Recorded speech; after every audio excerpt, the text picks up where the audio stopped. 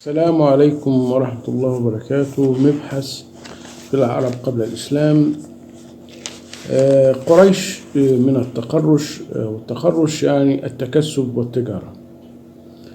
وقال الجهري أن القرش هو الكسب والجمع. قال معاوية ابن أبي سفيان أن قريشا سميت قريشا لدابة في البحر، هي القرش يعني، تأكل الغث والسمين. ولو أخذناها بالمنظور الحديث نقدر نقول يعني بالمصطلحات بتاعتنا إن مجتمع قريش ده قبل الإسلام مجتمع رأسمالي لا يخشى أي وازع أخلاقي أو ديني في سبيل الكسب ومزيد من الكسب. وإن نكمل الحلقة الجاية. السلام عليكم ورحمة الله وبركاته. إلى رسول الله شد رحالنا، نهفو إليه في الصدور حنين. العرب. قال الإمام الشافعي رضي الله عنه: أمة العرب أولى الأمم، لأنهم المخاطبون أولا، ولأن الشريعة عربية والدين عربي.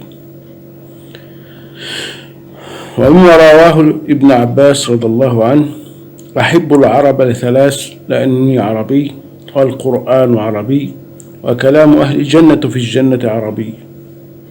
وعنه صلى الله عليه وسلم: أحب قريشا، فإن من أحبهم أحبه الله تعالى. فالعرب هم الذين قاموا في نصرة الدين، وباعوا أنفسهم لله تعالى، وأظهروا الإسلام، وأزاحوا ظلمة الشرك. كذلك أوحينا إليك قرآنا عربيا لتنذر أم القرى ومن حولها وتنذر يوم الجمع لا ريب فيه. الحلقة الثالثة. إلى رسول الله شد رحالنا، نهفو إليه وفي القلوب حنين. مكة أم القرى. كانت مكة إمبراطورية تجارية تتوسط الطرق العالمية، تأخذ البضائع من موانئ الشعيبة واليمن وعمان، بضائع الهند وأفريقية والصين وبلاد شرق آسيا. فكانت قريش تحتكر تجارة المحيط الهندي برا وبحرا، كما احتكرت الطرق البرية بين الشرق والغرب. وكانت القوى المتصارعة بين الفرس والروم تقطع سبل التجارة والتعارف بين الأمم، وتترصد بعضها بعضا، فشلت حركة التجارة والتعارف بين الأمم بشكل تام. هنا جاء دور تجار قريش ليقوموا بدور الوسيط والوكيل التجاري لنقل البضائع برا وبحرا حتى تصل إلى الدولة البيزنطية، كما أن بني أمية يتصلون بالفرس ويوصلون إليهم إنتاج مناجمهم من الفضة في كل من نجد واليمن. وكانت نجد مستعمرة فارسية مجوسية، كما كانت الروم تأخذ إتاواتها وضرائبها من مناجم الذهب قرب مكة.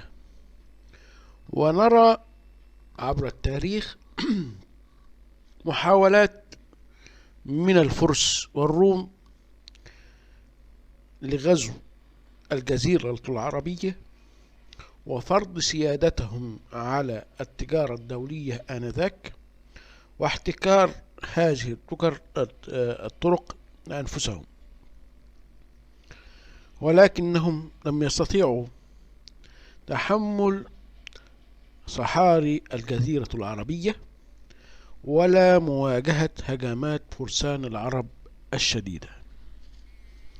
وإلى حلقة جديدة. وإلى رسول الله شد رحالنا نهفو إليه وفي الصدور حنينه. الحلقة الرابعة.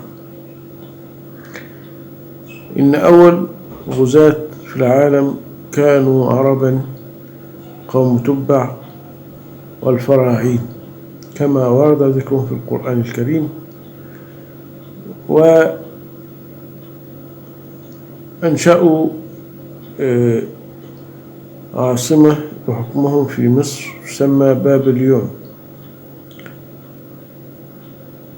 وأنشأوا حكما جديدا ممزوجا مع القبط في عهد الأسرات، وانتقلت زعامة العرب إلى قريش التجار، وأبيلت هذه الحضارة العربية